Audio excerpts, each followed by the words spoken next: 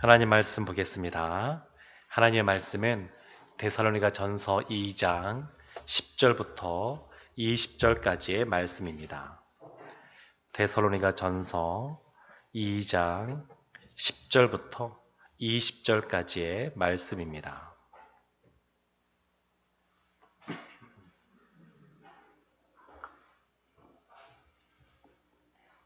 신약성경 329쪽에 있습니다. 제가 10절 말씀부터 말씀을 여러분과 함께 교독하도록 하겠습니다. 제가 10절 말씀부터 보겠습니다. 우리가 너희 믿는 자들을 향하여 어떻게 거룩하고 옳고 흠없이 행하였는지에 대하여 너희가 증인이요 하나님도 그러하시도다. 너희도 아는 바와 같이 우리가 너희 각 사람에게 아버지가 자기 자녀에게 하듯 권면하고 위로하고 경계하노니 이는 너희를 부르사 자기 나라와 영광에 이르게 하시는 하나님께 합당히 행하게 하려 함이라.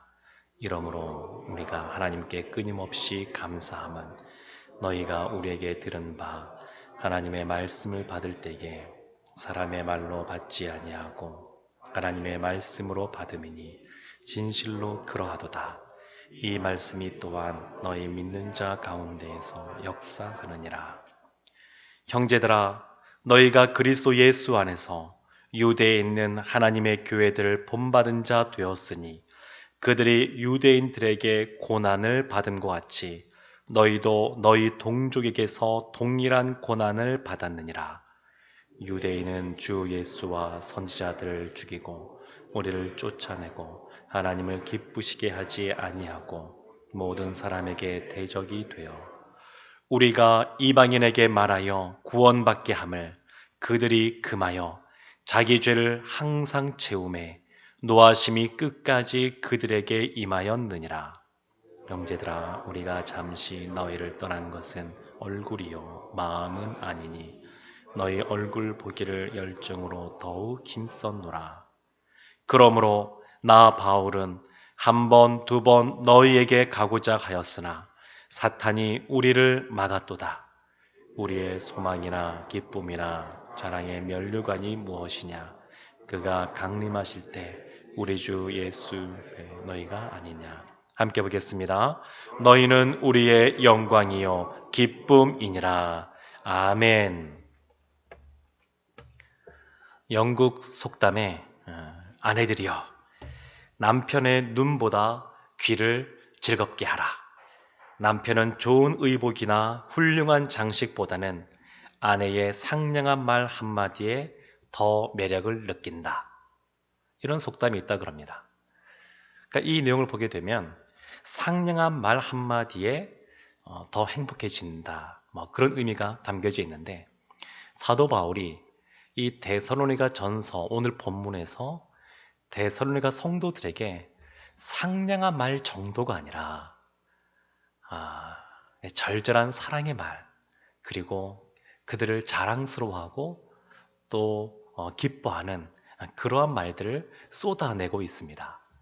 1장에서도 보게 되면 데살로니가 성도들을 향하여 너희의 믿음의 역사, 사랑의 수고, 소망의 인내, 그것으로 인해서 내가 너무 감사한다, 알고 있다 이렇게 말했고, 그리고 너희가 성령의 기쁨으로 말미암아 우리 일행과 바울 일행과 주님을 본받는 자가 되었다고, 너무 그것이 감사하다고, 그리고 너희가 예수님 믿은 지가 오래되지 않았음에도 불구하고 어린 교회임에도 불구하고 그 마게도냐 지역과 아가야 지역에서 본이 되는 그러한 성도들이 된 것에 대해서 너무 감사하고 기쁘고 자랑스럽다고 그렇게 말을 했습니다. 그러면서 유모의 비유를 들었는데 유모가 그 아이를 사랑하듯이 8절 말씀 보게 되면 바울이 이 데살로니가 성도를 향하여 우리의 사랑하는 자라고 그렇게 말을 합니다. 사랑하는 자. 그리고 오늘 본문에서는 또 다른 식의 표현을 하기 시작하는데 10절의 말씀 보게 되면 증인이라고 말합니다. 데살로니가 교회 성도님들을 향하여 너희는 우리의 증인이라고. 그래서 10절 말씀 보게 되면 이렇게 말합니다. 우리가 너희 믿는 자들을 향하여 어떻게 거룩하고 옳고 흠없이 행하였는지에 대하여 너희가 증인이요. 하나님도 그러하시도다. 거룩하고, 이 표현은 하나님을 향하여 쓰는 표현인데, 하나님을 향하여 거룩하고 사람을 향하여 옳게, 그리고 하나님과 사람 앞에서 합당하게 흠없이 행했다라고 하는 것을 너희가 안다, 이렇게 말을 합니다. 이것은 아무런 흠이 없는, 그 죄가 없는 의인이란 뜻이 아니라 하나님이 기뻐하시고 하나님이 인정해 주시는 그러한 복음 전파의 사역을 감당했다라고 하는 것을 말하는 겁니다. 그리고 보게 되면 이 내용들에 대하여 너희도 아는 바와 같이 라고 11절에 말하고 있는데, 2장 1절, 2절, 5절, 그리고 9절에는 기억하노니 라고 말하면서 반복해서 너희가 안다라고 말합니다. 사도 바울과, 그리고 이 데살로니가 성도님들은 3주 정도라고 하는, 아니면 그보다 조금 더 길나 긴 기간이라 한다 할지라도 얼마 되지 않는 짧은 시간이었지만 그러나 서로 아는 겁니다. 그리고 그 중간에 디모데가 왔다 갔다 하면서 그 소식을 전해주면서 서로 아는 겁니다. 너희가 알지 않느냐? 너희는 우리의 증인이다. 우리의 증인이다. 우리가 얼마나 너희 앞에, 하나님 앞에 거룩하고 그리고 또 옳고 흠없이 행하는지 너희가 알지 않느냐? 그러면서 또 비유의 그런 표현을 써서 아버지가 자녀에게 대하듯이 행했다라고 말합니다. 유모가 그 아이를 사랑하듯이 대했고 아버지가 자녀를 대하듯이. 그래서 11절 보게 되면 중간에 이렇게 나옵니다. 아버지가 자기 자녀에게 하듯 권면하고 위로하고 경계하노니. 참 이런 관계들은 참 부러운 관계고, 또 우리가 소망해야 되는 관계고, 또 어떤 면에서는 우리가 이미 많은 분들이 이와 같은 관계를 누리고 있다라고 생각을 합니다. 유모가 아이를 사랑하듯이 서로 사랑하고 또 서로 알아가고 알고, 그리고 이제는 아버지가 자녀들을 향하여 권면하고 그리고 위로하고 경계하는 사랑의 마음으로 다가가는데, 그 사랑의 마음은 그냥 저자세 이런 걸 말하는 것이 아닙니다. 우리가 다른 사람에게 복음을 전하고 그들을 말씀으로 양육할 때도 마찬가지입니다.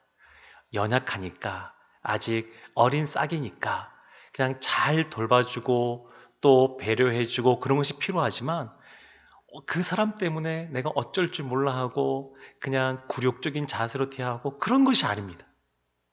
아버지가 자녀들을 대하듯이 때로는 이렇게 권면도 하고 경계도 하고 물론 위로도 하고, 그런 관계인 것을 볼 수 있습니다. 탕자를 보게 되면 그의 아버지가, 탕자가 돌아왔을 때 이렇게 말했습니다. 이 내 아들은 죽었다가 다시 살아났으며 내가 잃었다가 다시 얻었노라. 극진한 그러한 사랑을 표현하는 것이고, 또 아버지로서 그 아들을 또한 또 잘 지도하기 위하여 또한 여러 가지로 또 그 이후에 후속 조치들을 아마 했을 것입니다. 그 이전과 동일하게 살아가게 하지 않고 그가 하나님 뜻대로 바로 살아갈 수 있도록, 그리고 자신의 인생을 허비하는 것이 아니라 그 인생을 건설적으로 하나님 앞에서 살아갈 수 있도록 아마 지도를 했을 겁니다. 사랑하는 성도 여러분, 우리들의 관계가 사실은 이와 같은 관계가 되어야 됩니다. 저도 말씀을 이렇게 보면서 생각해 보니까 지난 세월 동안 목회를 해오면서 또 목회자의 길을 걷기 전에도 저도 다른 사람들을 가르치고 하는 평신도 사역자로서의 삶을 살아가면서 참 이와 같은 관계들이 많이 떠올려졌습니다. 바울이 브리스길라와 아굴라를 예수 그리스도를 전하여 그가 예수님을 알게 하고 그에게 말씀을 가르쳐서 그가 성장한 이후에, 그 이후에는 브리스길라와 아굴라가 사도 바울의 동력자가 되었습니다. 동력자이면서 영적인 자녀이면서 또 같이 또 돌봐야 되는 또 그러한 또 목양의 대상으로서 있는 모습을 볼 수 있었습니다. 저도 참 그런 관계가 참 많이 있었던 것 같습니다. 코로나 때문에 제가 아쉬운 것은 뭐냐면 우리 성도님들과 이렇게 1대1로 좀 더 가까이 친밀하게 교제할 수 없다는 것이 굉장히 아쉽습니다. 그리고 이 기간이 앞으로도 상당 기간 지속될 것이라는 것이 여러 가지 면에서 마음이 아픕니다. 그렇지만 우리가 이런 관계에 대해서 제가 소망하는 마음이 있습니다. 사도 바울과 또한 데살로니가 성도님들이 본이 되어주고 그 본을 따라가는 사람, 그리고 본인도 따라갈 뿐만 아니라 다른 사람에게 본이 되어주는 사람, 그런 관계, 참 이런 관계가 너무 아름답지 않나 싶습니다. 지금 사도 바울은 데살로니가 성도님과 함께 그들에게 너희가 우리의 증인이다 이렇게 말하면서 12절에 이렇게 말합니다. 이는 너희를 부르사 자기 나라와 영광에 이르게 하시는 하나님께 합당히 행하게 하려 함이라. 합당히 행하게, 합당하게 하나님 앞에 살게 하기 위하여 아버지로서 자녀에게 대하듯이 권면하고 위로하고 경계하는, 그렇지만 사랑의 마음을 담아서 이 모든 것을 행하는 사도 바울의 모습을 볼 수가 있습니다. 13절, 14절, 15절, 16절은 데살로니가 성도님들을 향하여 내가 너에게 다시 한 번 더 감사한다 이런 표현을 쓰고 있는데 그 이유로 두 가지를 들고 있습니다. 첫 번째는 뭐냐면 13절 중간에 이런 말씀이 있습니다. 하나님의 말씀을 받을 때에 사람의 말로 받지 아니하고 하나님의 말씀으로 받음이니 진실로 그러하도다. 이 말씀이 또한 너희 믿는 자 가운데에서 역사하느니라. 말씀을 사람의 말이 아니라 하나님의 말씀으로 듣는 겁니다. 우리 성도님들도 강단에서 선포되는 그런 말씀을 하나님으로 말씀으로 받아들이시는 것처럼 데살로니가 성도님들이 그렇게 받아들여서 사도 바울에게 너희가 너무 잘하고 있다고, 그리고 감사하다고 이렇게 이야기하고 있습니다. 그러면서 참 우리가 아는 말씀이지만 또 이렇게 말합니다. 13절 하반절에 이런 말씀이 있죠. 끝에 이 말씀이 또한 너희 믿는 자 가운데서 역사하느니라. 말씀이 역사를 나타냅니다. 종교개혁을 일으켰던 루터는 이 로마서의 말씀을 찬찬히 보면서 그것들을 해석해 가면서 놀라운 그러한 그 가슴이 뜨거워지는 것과 그리고 말씀을 깊이 깨닫게 되면서 종교개혁의 기치를 올리게 되었습니다. 또 감리교를 시작했던 존 웨슬리도 보게 되면 그가 늘 그 약간 냉랭한 그런 마음 갖고 있다가 성령께서 불꽃같이 임한 다음에 그런 뜨거운 마음 갖고 말씀을 전하는 삶을 힘있게 살아갔었습니다. 루터가 쓴 로마서의 그러한 주예서를 보게 되면 그 앞에 서문에 이렇게 기록이 되어 있습니다. 예수 그리스도 안에 있는 믿음을 통하여 하나님이 우리 마음속에 일으키시는 변화를 설명하고 있을 때 나는 내 마음이 이상하게 뜨거워짐을 느꼈다. 사도 바울이 말씀을 증거할 때, 말씀을 가르칠 때 그때 마음이 뜨거워졌다는 것을, 이 루터가 뜨거워졌다는 것을 경험했다는 겁니다. 이런 모습은 말씀을 전하는 설교자들은 다 그런 경험들이 있습니다. 저도 우리 강단에 서서 말씀을 전할 때 이런 경우가 한두 번은 아닙니다. 제가 다 표현을 하지 않아서 그렇지 말씀을 증거할 때 하나님이 주시는 그러한 뜨거움들이 있습니다. 그리고 말씀이 역사를 나타낸다고 믿고 있습니다. 세상에서는 어떻게 말할지 모르겠지만 데살로니가 성도님들은 그 로마의 박해 속에서 더군다나 같은 동족인 그 유대인들의 그러한 여러 가지 차별과 또 여러 가지 위협 속에서도 예수님을 믿기로 결정하고 그와 같이 본이 되는 그러한 삶을 살아갔는데 이것에 대해서 사도 바울이 이것은 말씀의 역사라고, 그리고 이것이 내가 너무 감사한 일이라고 고백하고 있습니다. 그리고 두 번째 감사가 그겁니다. 14절 하반절에 보게 되면 너희도 너희 동족에게서 동일한 고난을 받았느니라. 고난을 받았지만 굴하지 않고 예수 믿는 삶을 살아가면 십자가를 지고 자기를 부인하고 자기 십자가를 지고 주님을 따라가는 때로는 좁은 길을 걸어가야 되지만 거기에 굴하지 않고 믿음으로 살아간 것에 대해서 감사하다고 사도 바울이 그렇게 말하고 있습니다. 18절에 보게 되면 이런 말씀이 있습니다. 그러므로 나 바울은 한 번, 두 번 너희에게 가고자 하였으나 사탄이 우리를 막았도다. 데살로니가 교회의 그 성도님들을 잠깐밖에 보지 못하고 쫓기듯이 밤중에 떠날 수밖에 없었던 사도 바울이었는데 돌아가기를 원했습니다. 다시 가서 얼굴을 보기를 원했습니다. 구체적인 그러한 상황과 이유는 모르지만 그것이 여러 번 막혔습니다. 막히면서 사도 바울이 이것은 사탄이 막았다. 그냥 눈에 보이는 것만이 아니라 신앙 공동체는 영적인 눈, 영안을 열고 이것을 바라봐야 되는데 사탄이 막았다. 이렇게 고백하고 있습니다.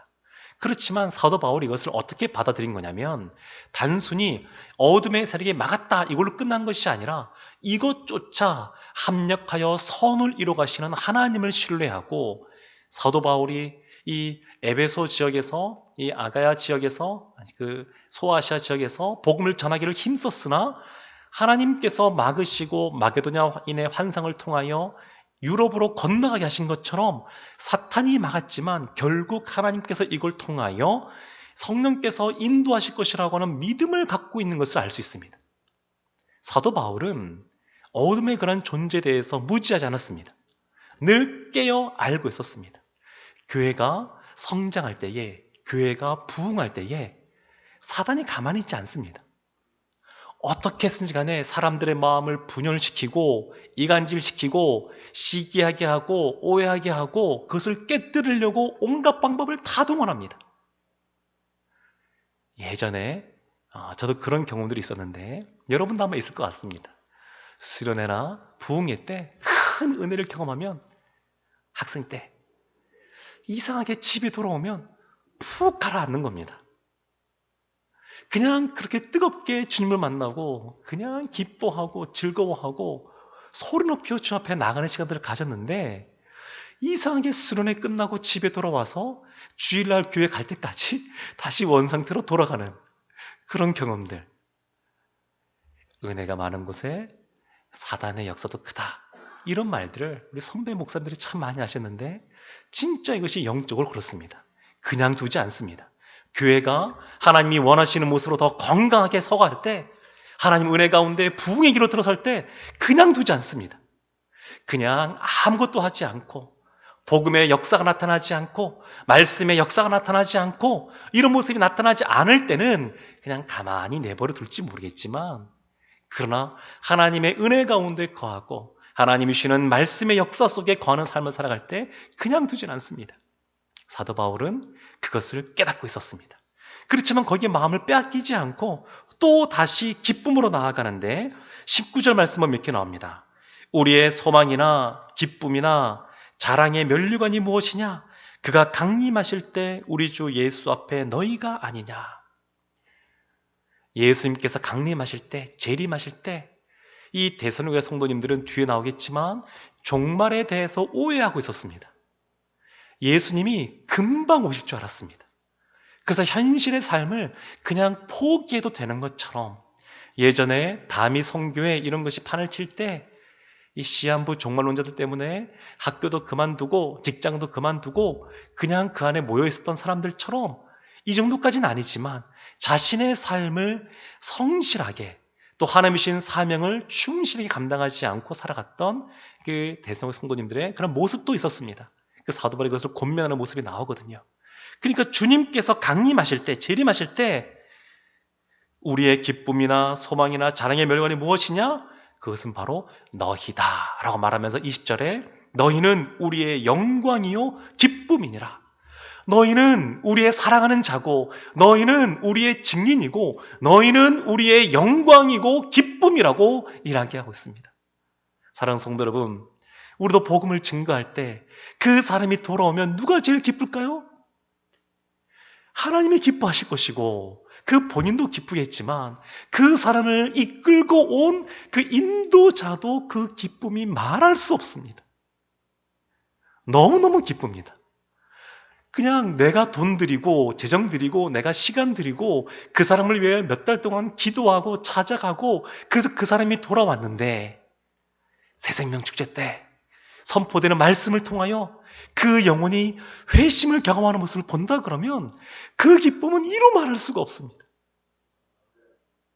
지금 그 회심의 역사뿐만 아니라 그가 말씀 가운데 성장하여 사도 바울이 본보기가 되는 삶을 살았다는 것처럼 그도 다른 사람에게 본이 되는 삶을 살아가고 있는 겁니다.